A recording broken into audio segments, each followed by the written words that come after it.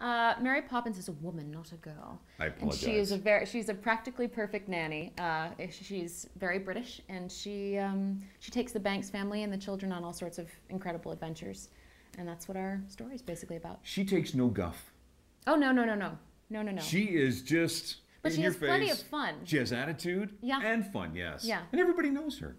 Yeah, she's impossible not to love. She's sort of frustratingly charming. So it's a very cool part to play. We're inside your dressing room. Maybe just point out a few things here, because it's not very often people get to see a dressing room of a superstar like yourself. Yeah, well, this is Mary's superstar dressing room. Right over here, you'll see this is where this is my gondola where all of my costumes travel. I have a whole bunch of coats, corsets. I'm in like 17 different layers. Is this a robe here? What's Yeah, this? I've got a couple Poppins robes and skirts and all of my shoes. I've got lots and lots of shoes and my aprons, of course. And then you kind of look over here. I've got a whole bunch of water bottles. I see that. My Eeyore, my lint rollers, so that I look beautiful lockets perfect. here. Yeah. And then right in through here is the area where I actually get ready for Mary, where the hair woman comes in and makes me look like Mary, and I, sort of put my face on. And Oh, you have a hair woman. yeah, I do. Oh, I like hair women. Yeah, she's wonderful. She's one of my very favorite people. Well, here, let's have a quick seat here, and there's also some other props here as well, too. Yes. The hats, which are very infamous with Mary Poppins as well, too. This is ideally one of my favorites. Julie Andrews, of course, had hats like this that she styled with. Do you find that when you get into the role of Mary Poppins that a little bit of Julie Andrews kicks in? Do you find that excitement? I mean, I grew up watching the film. Yeah. I don't know that I necessarily try to bring Julie Andrews, but I think she's just sort of in my bones. So I think that there are certainly parts of her that are very much in me. Right. But I think it's Mary at the end of the day. A number of beautiful women have played this part all so differently, and I admire different parts of each performance, but getting down to like the character on the page is really where the beauty of Mary comes from. The prop here of the umbrella is also a very famous one as well, too. A peacock, a parrot. A parrot, you say? Yes, and I call him Norbert.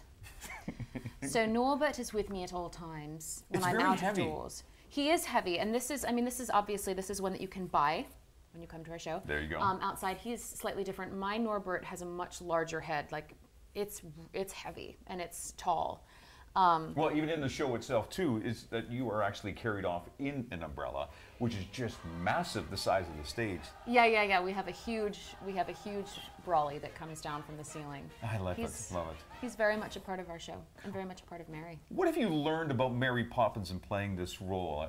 I see this because the film was in '64. Yeah. And here's this woman, very strong, determined woman. What have you learned about her, and are there some qualities about her that you've taken on?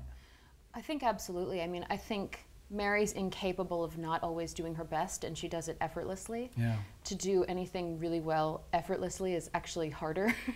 So having that standard at work every single day is perfect for me, because I'm a perfectionist. I need a challenge, and continuing to bring someone to life who just soars through everything forces me to sort of find the best version of myself every day before I can come to work, and figuring out, how you don't always feel that way when you wake up. You feel tired and you feel gross, or you have a cold, and it's just figuring out, all right, but that's me, and how do I get ready for my job? It's like you're modern day Mary Poppins to some degree. Yeah. Well, and having babysat and nannied, I can't imagine creating magic the way she does for these kids. It's hard enough to get kids to eat their broccoli, let alone convince them of this magical world. It's a spoonful of sugar. That takes care of everything. Exactly.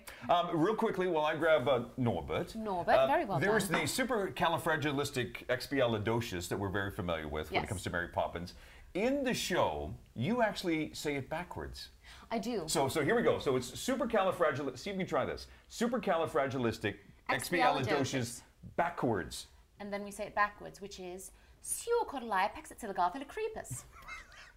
Which in the film she does very differently. Awesome. I think she takes the word and flips it, but we literally just had to take it and just try to read it backwards, which scans to something like that.